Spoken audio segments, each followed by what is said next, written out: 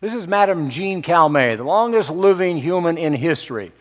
122 years, 164 days before she died in 1997, and there is no really good explanation for why she lived that long, other than the fact she loved life.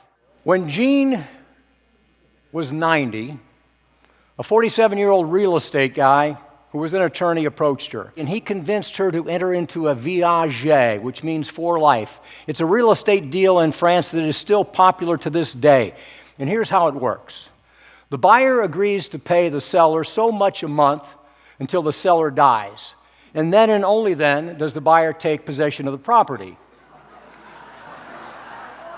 You see where this is going. This 47-year-old guy smelled a deal. Here was a 90-year-old woman, already 20 years past life expectancy at that point. She smoked, she drank, and she had a sweet tooth.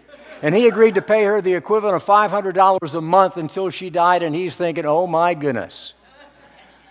30 years later, when he died, Jeanne was 120, and the obligation to continue paying her fell to his widow, who did continue to make payments for nearly another 3 years.